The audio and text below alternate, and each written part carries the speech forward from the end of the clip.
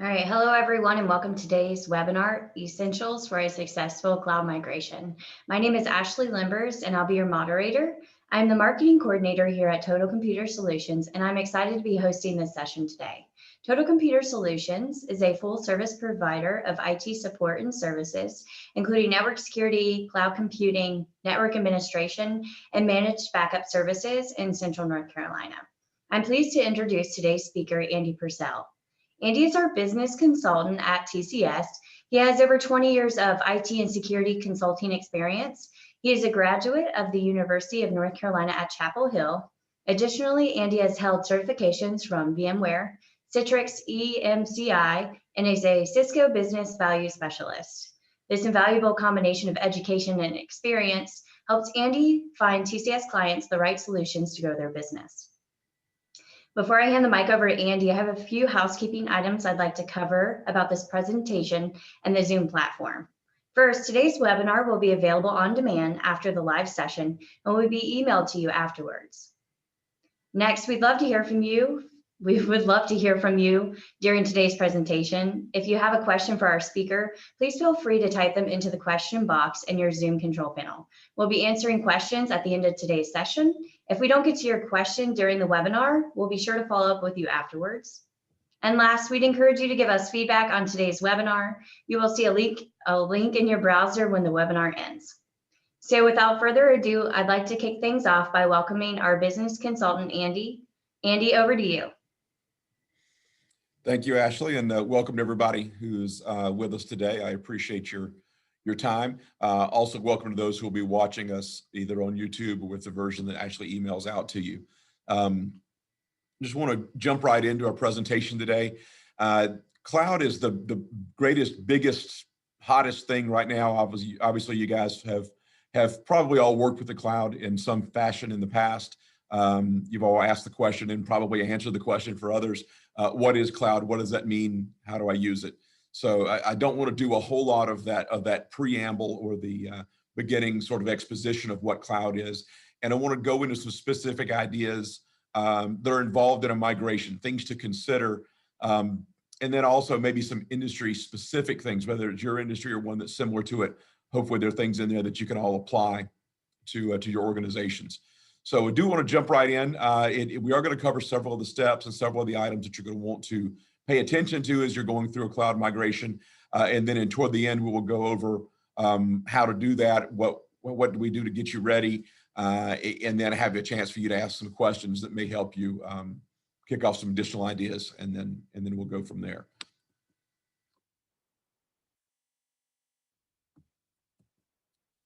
So we think about the cloud today in a lot of different ways. It is this large, capital C cloud that we all talk about, and we think about moving our servers, and we think about how do we connect, and how do we connect from the road or at night or whatever it is.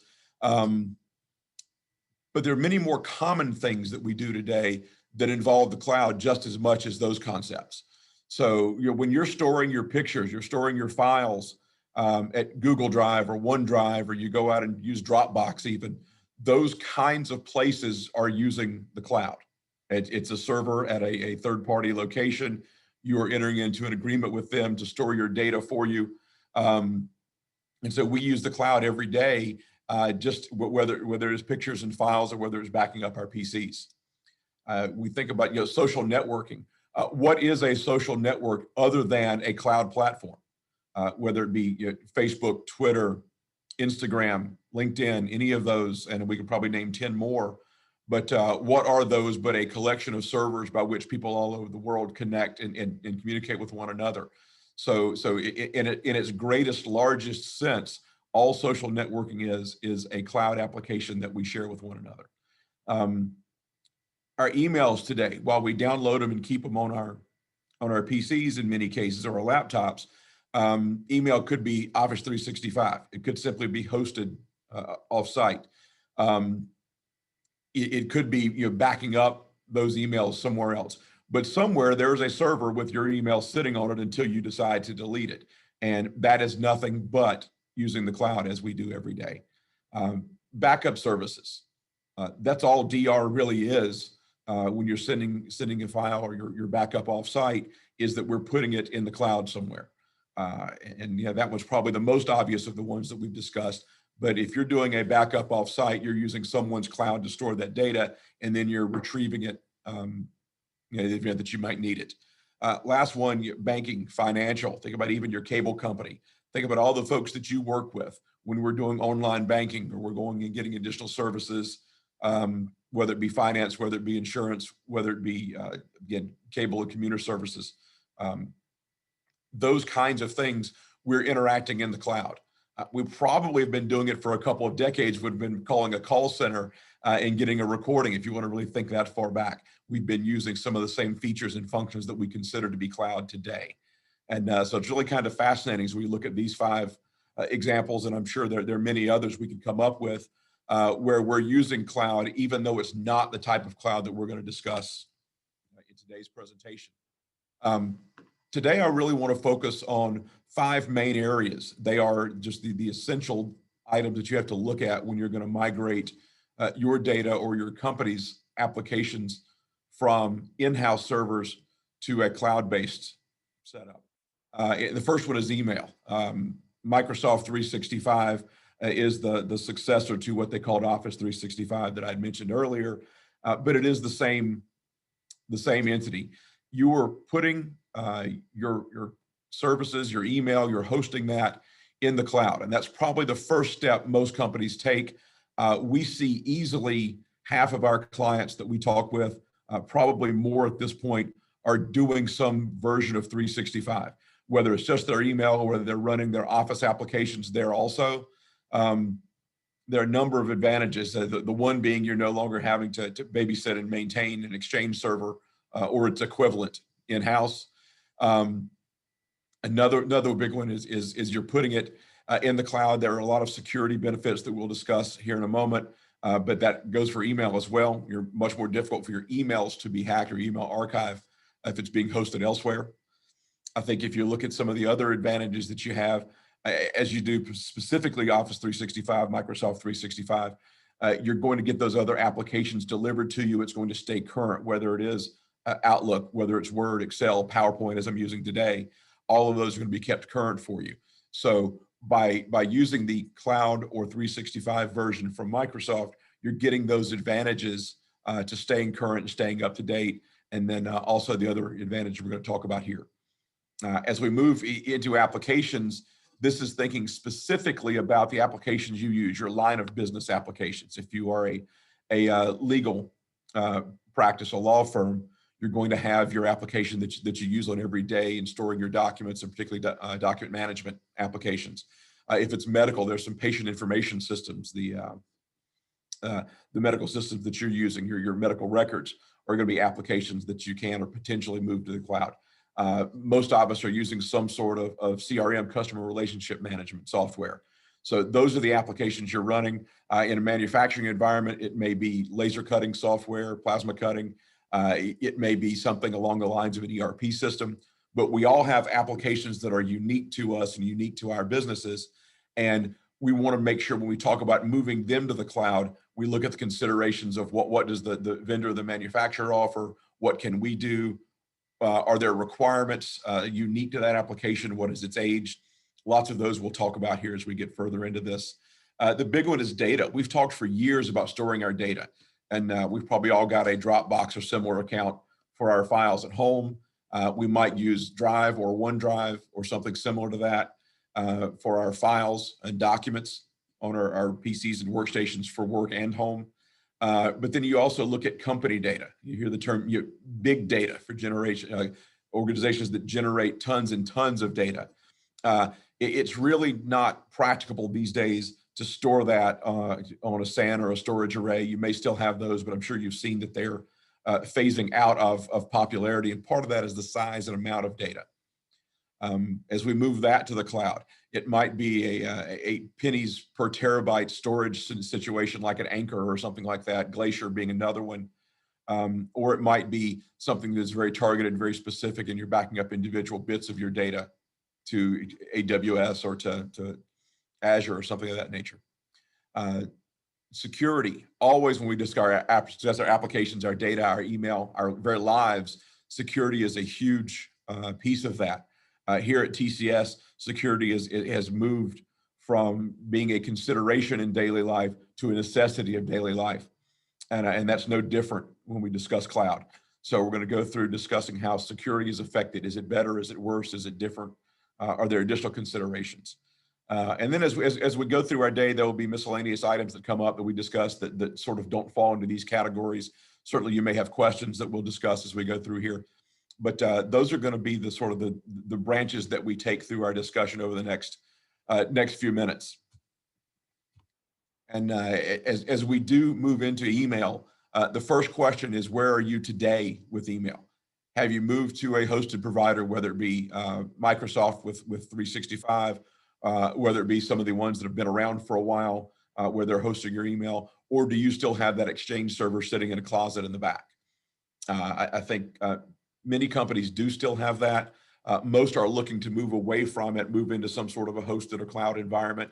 And the reasons are multiple. One, you've got a server that's got to be fed and cared for.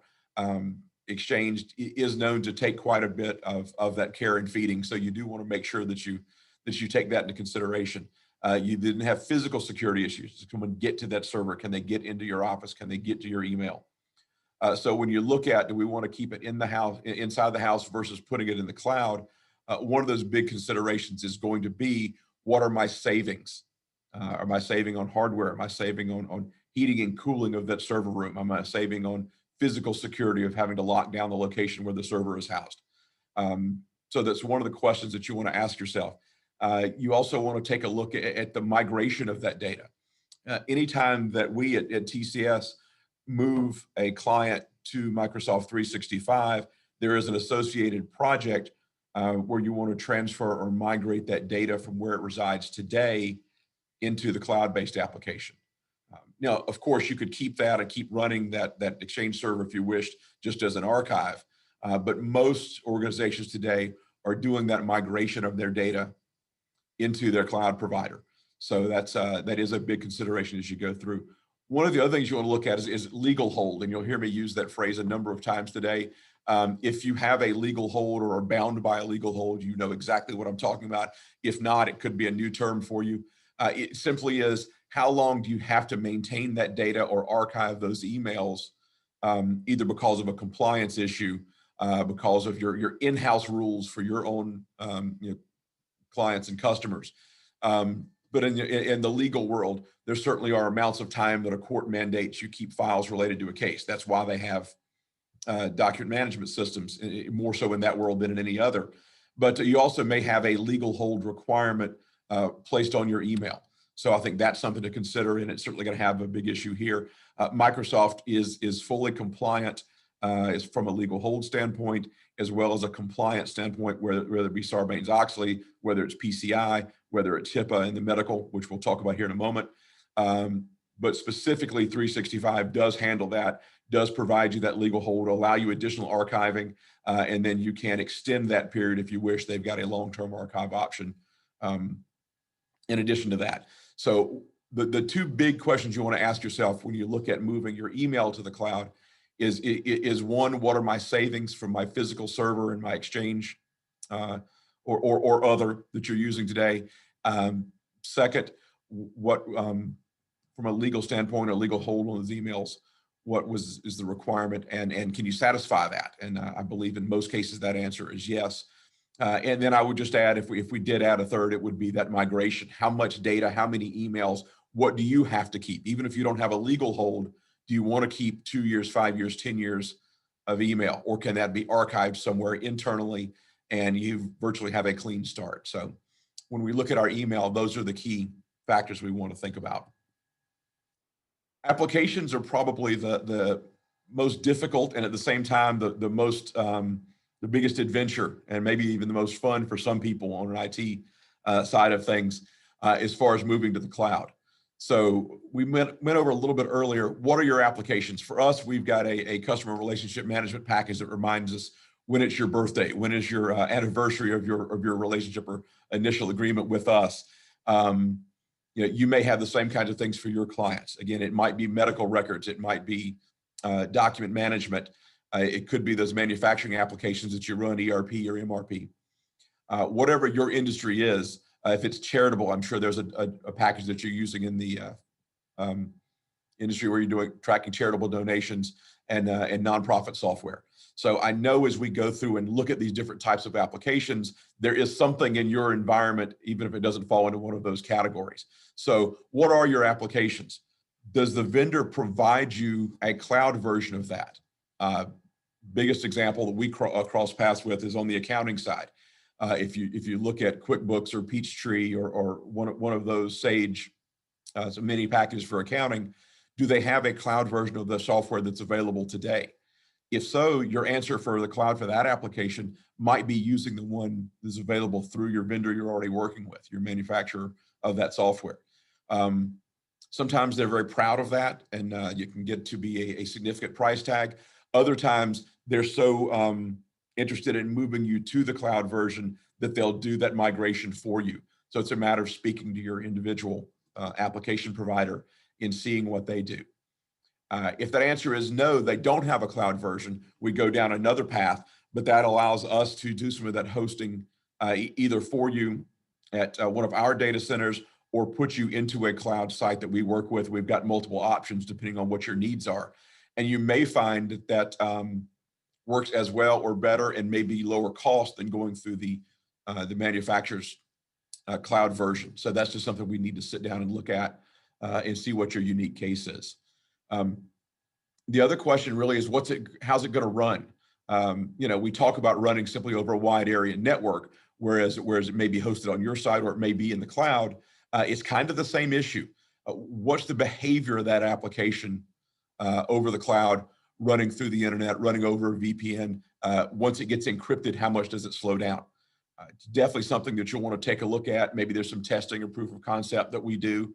I know there are applications out there in the manufacturing world that simply do not behave well over a VPN, or they take such a large amount of bandwidth to behave in a way that you're used to that we might have to look at other options. So one of the questions you want to ask yourself about your applications is, how is it going to run in an offsite environment? And a good idea to test that.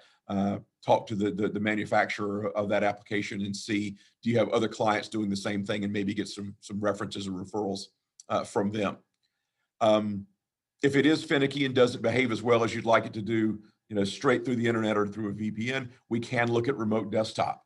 You guys are probably all familiar with remote desktop. You may be using it today, but it simply is the idea that we do send out an image or a desktop to you from the server side. So all you're exchanging back is a little bit of data, and it runs much faster in most cases. So you've got an option to use remote desktop for those applications that might not want to run natively in a cloud environment.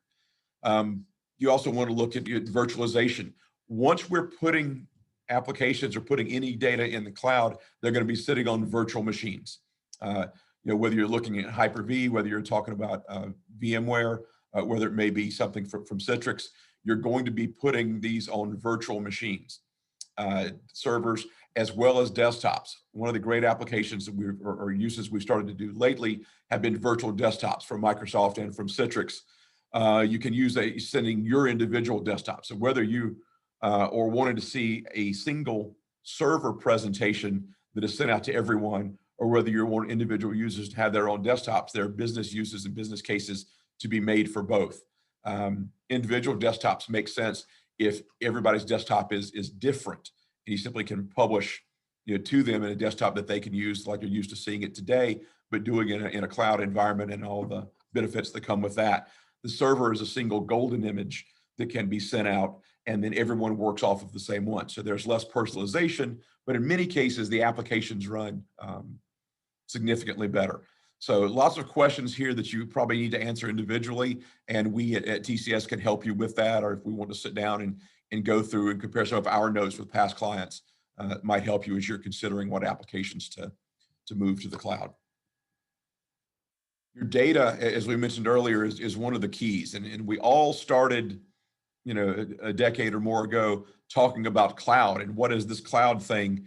And the initial answer came back is it's a place to store your data that's safe and offsite.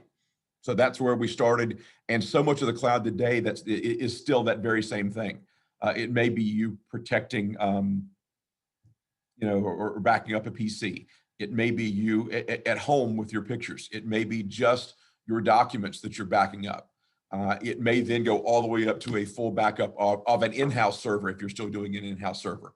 There is a strong case to be made for, depending on your industry and the criticality of your data, of taking your cloud and then having a backup of that cloud data, either at a second location or certainly on a second server, even if it's with the same provider. So our data is critical, and we're simply recycling those same questions we've always asked: is how do we store it? How do we protect it? How do we recover it? And when we begin those questions, the follow-on is always, how much data do you have? Those numbers in today's terms are staggering based upon where we were in 10 or 15 or 20 years ago, when we were talking about a gigabyte of data being a lot, and now it's terabytes as we even move beyond that into the future. It's amazing how much data we're able to accumulate, and as a result, need to save and need to protect. And then as we go through the question tree, the next one becomes, how do you want to access that data? And along with how becomes who, and it becomes when. It is great that I can work from home or from vacation in the middle of the night. I was working on client information at 10:30 last night while I was watching a football game. So there are great things we can do with that, but you have to determine the access. You have to determine how to secure that. You have to determine who has that access. And the answers may be different. It may not be everyone getting access to all of your cloud applications. It may be, just as you're doing today in-house, securing that with rights and permissions and privileges. So we do want to think about not only our data and what it is, but the who and the how of it as well. Okay, and then the third piece that we want to talk about here today is, will the users need that kind of access locally? So when they're working, whether it be at home, whether it be at the office, whether it be at Starbucks, they're probably still going to need the access to the same data tomorrow as they needed yesterday. So if that is within an application, if that is simply the stored data, if it is simply files, if it is SharePoint, whatever those buckets of data are and those types of data, who needs it, how do they need it, what type of access do they need, and what do they need to do with it later? Do they want to bring a copy down and work on it on the desktop? Can they work collaboratively through SharePoint, as I did on this very presentation with Ashley this morning? Those are the questions you want to ask yourself. And so now we've gone from what to who to how. And so as we work about the how, we need to think about who needs that data available to them, and in what format and on what device. So data is one of the bigger questions we have, and probably will continue to be so as we go through cloud and even discuss whatever the next big thing might be. Security. I did mention next big thing. This is probably it, at least for the moment. With security, there is always a constant battle between convenience and security. Nobody wants to enter a 20-digit character every time they go to read their email. At the same time, nobody wants to be a victim of ransomware and have their data encrypted, or be a victim of another sort of security breach with a hacker trying to get in, or any of the other programs that are running in the malware world these days. So there is a constant battle with making it user-friendly and secure. And that we've come up with a lot of the password tools that we're able to use, the password keepers that we use today. We've been able to do a lot of logging. We've been able to make it more secure. And those are things that you need to think of as you move to the cloud, just as you do with an in-house server. Specifically, your passwords still need to be secure. People still need to have to enter those passwords. They still need to be changed on a regular basis and managed like you have up to this point. I would suggest that the audit logging, it becomes even more critical when you go to the cloud, because you want to see who is accessing it, when they're accessing it, what time.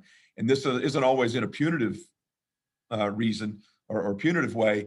you may be looking to see, do I have users that are working at non-standard times? Are they working in the evenings? Are they working on the weekends? Do I need to provide them more access? How can I make their life easier? I think, again, back to the law firm example, attorneys will work middle of the night, 2, 3 a.m. They will work on the weekends. I guess they do that so that they can play golf on Wednesday. But I guess we want to make sure that they've got all of that access when they need it. And the audit is a good way to see who is in there when and what they're doing. MFA or multi-factor authentication, you're probably doing today, certainly in some of your applications, if not many of your applications. And if you're not familiar, it is that concept of, I want to log into an application, a website, a tool, and they send me a code, whether it's using one of the Duo or one of the ones that are out there, or Google authentication that you can get on your phone, and you get a unique code every 60 seconds, and you put that in so that only you can do it, and it expires in a minute. It may be when you try to log into your credit card company or an application like that, they send you a text that has a password in it. Those are two kinds of multi-factor authentication. I would contend that this continues to be extremely important in the cloud. Again, possibly more so as you want to control who has access, and you want to limit that access to everyone else. So those are big considerations from the security side of things that we want to make sure that we're taking a look at. And we consider them just as strongly for cloud applications or a cloud migration as we would with an internal in-house tool. So what are some other things to consider? Other areas that maybe we haven't talked about yet that we want to? Your phone system, are you saving voicemails? Is your phone system already in the cloud? Is this something that can play nicely in the cloud? Do you want to take a look at that with your phone vendor and consider how we want to address that, how we want to move that to the cloud? Do you have a printer, copier, fax, multifunction machine, one of those many types of devices that is scanning emails or scanning files into a folder? We need to pay attention to redirecting that folder to the cloud to make sure it's accessible. The benefit thereof is that it is accessible to everyone within the company that has the proper permissions, regardless of location and time of day. Are you concerned about it being accessed via free Wi-Fi? So you may want to have a firewall, as we always recommend. You may want to have a VPN that comes along with that. You may want to have personal VPNs so that when you go into Starbucks and Panera, you connect with that VPN. Better yet, even though you're in Starbucks and Panera with free Wi-Fi, use the cell phone and the cell data. The cell companies are doing a great job with security. So those are things to consider as you look at accessing that data with free Wi-Fi. What can you do to make that safer for your employees? Again, I would say, as much as we talk about security, cloud does not make the security issue go away. I don't think it's any more dangerous than in-house. That was one of the concerns people had when cloud first began being popular. We do still hear that from some clients today. But once you move that data to the cloud, you are getting some inherent security from the owner of those cloud servers. If you're at Microsoft, if you're with Amazon, if you're with Google, you can rest assured their security is going to be much greater than what you have in your office, regardless of what you're using. On the other hand, you do want to make sure the multi-factor authentication and those things provide you an extra layer of security. We talk about security as a layered function, and that's exactly what it is. Also, you're going to want to continue to have backups. Even if you're putting your data in the cloud, it's probably not a bad idea to back that data up. It could be with the same provider, could be another one, just like you would have a secondary internet provider. But those are additional things to think of. What do you do if the internet goes down? Obviously, if your internet goes down in the office, you can work from home. You can go to one of those free Wi-Fi sites as long as you're properly secured with a VPN, or you can use your phone. So you do have to ask that question. But the internet going down, or the power even going down in your facility, doesn't mean you no longer are completely out of work or out of touch, because that data and server is not down. You can simply go to another location or use your phone or connect to the internet in a different way, and your data is sitting in the cloud, regardless of what sort of a disaster or power outage you have at your building. So those are some things to consider, some of those miscellaneous items that we talked about earlier. And they do have an impact, and I would say a positive one when we look at going to the cloud. I want to, as we transition from there and get into the latter part of our presentation, I want to go through 4 different industry examples. Certainly they will not hit everybody, but I do think that it's important to look at these industries. You know, if you go into a manufacturing environment, it may be similar to what you do in a distribution environment, of course. So hopefully some of these examples will hit your industry, even if it is not one that's specifically mentioned. But in manufacturing or in distribution, a lot of what you do today is dependent on the internet, much more so than the old days when nobody had computers in those environments or when they were very, very rare. If you're using a scanner, does it connect to the internet? Where does it pull the database? And once you scan an item, where does it pull that item that corresponds to the number? Where does that come from? Does it have a SKU on your finished products that gets uploaded? Is that in the cloud already? Is that an application you run on site? So think about those kinds of things. If you've got scanning for work in progress that connects to an ERP system, where is that stored? We do want to make sure we're going to connect those databases, if they reside at a third party, into the cloud, just as we would with your server in-house, and that we may need to rebuild some of those connections and pathways. In your scenario, if the internet goes down today, you may already be losing some of that. So we may be able to protect or insulate against that. If you have a backup internet provider, if you have another way you can go and retrieve that data, even if the internet or the power is down, your server is still going to be up and running in the cloud. So I think that there's some real advantages. And in fact, we can keep your production from stopping. So you might be able to benefit from being in the cloud, staying up and running, and gain an advantage through moving your manufacturing company to a cloud-based environment. Legal and financial are probably 2 of our oldest and most staid and dependable organizations or types of businesses we have in our country. And as you can imagine, they're not always the first ones to jump on a new bandwagon like the cloud. But as we've moved into this process over the last 2 or 3 years, is becoming more and more common. Cloud providers like Microsoft with their Azure cloud offering do provide some of the compliance requirements now for Sarbanes and for whatever your industry requires for compliance. So I think we're removing some of those barriers. The legal hold.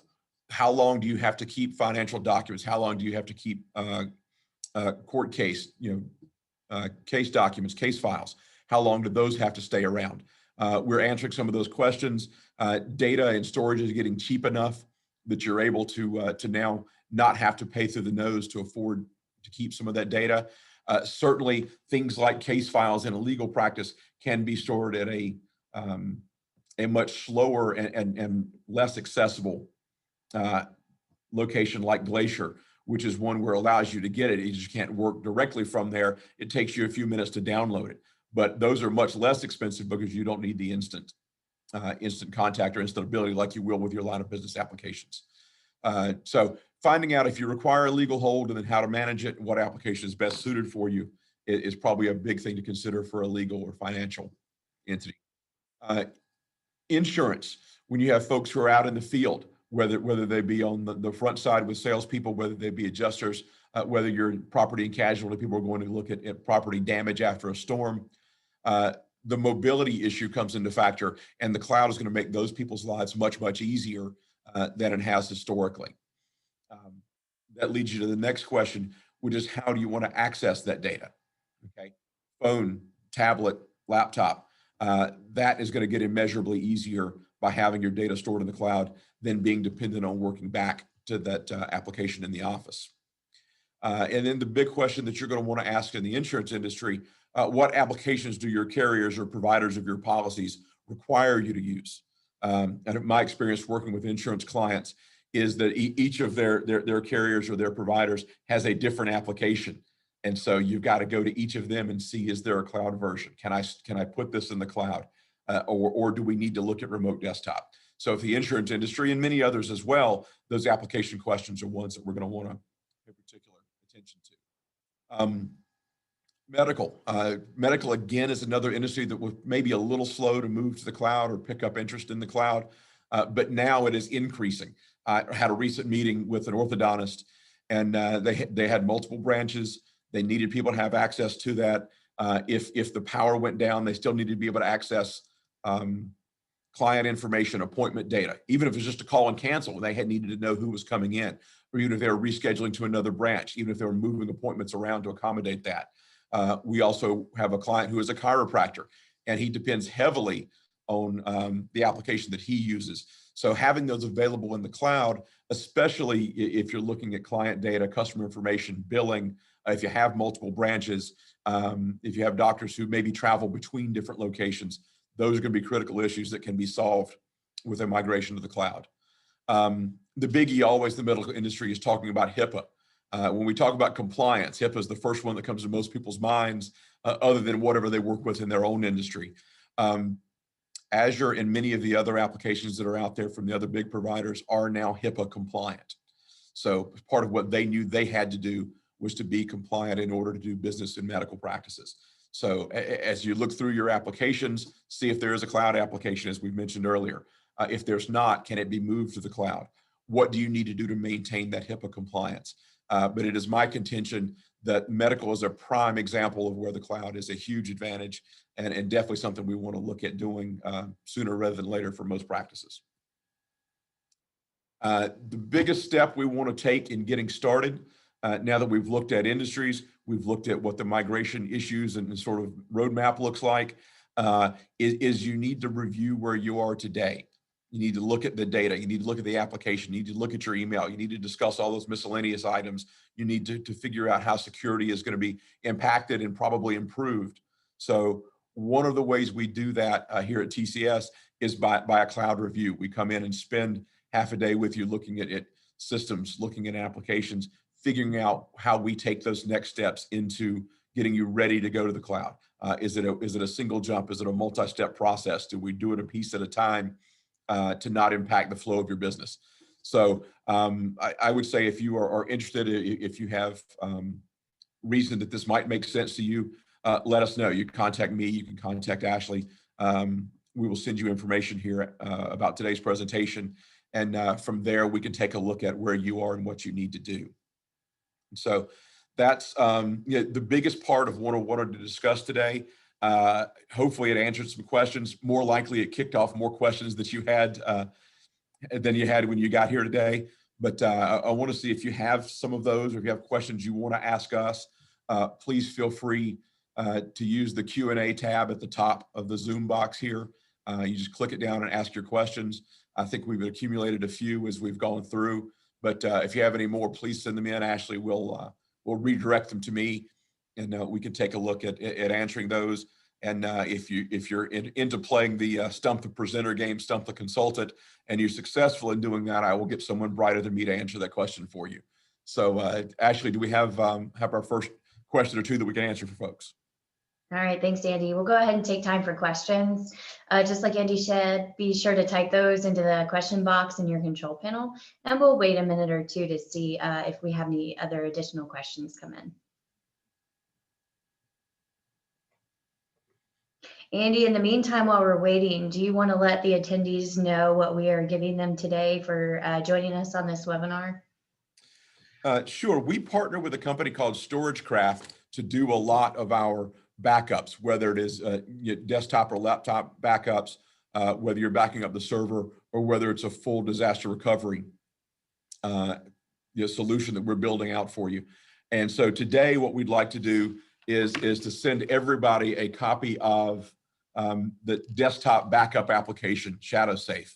So it's a great chance for you to explore at no cost what the desktop version looks like, and then you can extrapolate that out over the server version, and we can talk about the DR scenario as well. So Ashley will be sending you a gift card for each of these. It's got a number that you go to claim it, and you can test that with your own your PC or laptop at home or at work. And then if it's something you want to look further into, we can certainly do that. Great, thank you. Okay, so our first question is, how do I know what cloud provider to use? It's a great question, and you're seeing everybody talk about it today. Everybody from Dell to HP, from Microsoft to Google to AWS and Amazon. And the question to who to use comes down to a number of different factors. And one of those is, what are you backing up? Are you truly just backing up data? Are you truly just backing up files? In which case the answer is probably none of those. It may be as simple as finding a smaller, very secure cloud solution. We have one called Anchor that we use that is very good. For desktop, it may be ShadowSafe that we just discussed from StorageCraft. If you're already on Microsoft 365, it might be using OneDrive. If you're a Google person, it may be Google Drive. So if you're just backing up data, the answer is probably something more simple than a full cloud migration. But if you're looking at a migration to the cloud, we've got a couple providers that we use extensively. Most significantly, I would say Azure would be our number one go-to. Depending on what sort of cloud you're looking at, there may be other solutions out there. Again, if you were a Google shop, you may want to look at what they have to offer. But I would say there are options that we can help you winnow down those options into what makes sense for you. But we can also help you figure out what type of data you need to back up and where it's best suited. That's good. While we're on the topic of cloud providers, can you explain to attendees why they might want to move to the cloud instead of buying a new server? Sure, again, it's a religious issue, right? I mean, servers are good for 5 years, or they have a 5-year warranty, and those warranties can be extended to 7. So it tells you the manufacturers expect you to get 5 years in most cases, 7 years in some, which is why you have to have the extended warranty, and there's a little bit of a premium for that. But I would be a little hesitant in today's environment to buy a new server for most applications. We're more than happy to spec one for you, more than happy to help you get one. But most companies are at least taking a hard look at cloud first. As their existing servers are reaching end of life or certainly getting close to them, you can look at cloud as an alternative to that. Huge advantages. One, it's an operating expense rather than a capital expense. 2, you're going to free up space and you're going to save a little bit of money, at least on heating and cooling of that area. And again, we mentioned physical security as another potential savings depending on how you lock down that server room or closet. There are some longer term ROIs that come with going to cloud. It isn't necessarily going to save you money the first year or two because there is a cost associated with it. But over the lifetime of that server, your ROI will be significant based on what that server would have cost you up front. So it depends on everybody, and everybody's situation is unique. But for most people, it makes sense to at least look at replacing that server with a cloud alternative the next time you're in the market. Okay, awesome. All right, it looks like we have one last question. How will this affect our end users? Yeah, one of the things we want to go through and test, and we want to do that proof of concept, is to make sure that your users are not affected. Now, there are variables, and one of those is going to be your internet connection. If you're using a 30 by 30 connection, it might be slower going to the cloud, as you can imagine, as opposed to a server on the back end. If you've got a fiber connection coming into your building, you're probably not going to see any difference from an end user perspective because that speed is going to be so much greater. So it really is going to depend. Encryption is another issue. If someone is working remote and they're having to encrypt that data through a VPN or that sort of thing, you're going to see a little slower performance than if you're using remote desktop. So I guess my message to everyone is that's where architecting the solution comes in. And we want to make sure that we find the best solution for you, because it may not be native connection for everybody. It may be via VPN to get that encryption, or it may be a virtual desktop or virtual server scenario where you're using remote desktop to connect. So your users, depending on how we set it up, probably are not going to see a huge difference, but they will gain in being able to work from home, especially in a pandemic situation like we have now, or a weather situation, or even if they need to check something while on vacation or in the evening, or work from home on a weekend like we discussed with the attorneys. I think that there's a real benefit to your users as long as we set up the solution properly. And that's where our engineers here at TCS and their experience come in and can help you. So I think that's probably the best answer as far as the users, is that it depends on how we set it up. But as that was our third and final question, before I hand it back to Ashley, I want to thank you all for joining today. Please, if you have any questions, my name is Andy Purcell. I'm a consultant here at TCS. don't hesitate at all to reach out to me or to the company or to Ashley, and we look forward to helping you with your newest cloud solution as we move forward. So thank you very much. Great, thanks, Andy. Thank you everyone for being here today. If you would like to contact us with any additional questions, you can email info@tcsusa.com. You can call us or visit our website, tcsusa.com. Check us out on social media. And then next month, you guys will receive an email about an upcoming webinar that we have on targeting compliance in your organization. So be on the lookout for that, and we'll see you guys next time.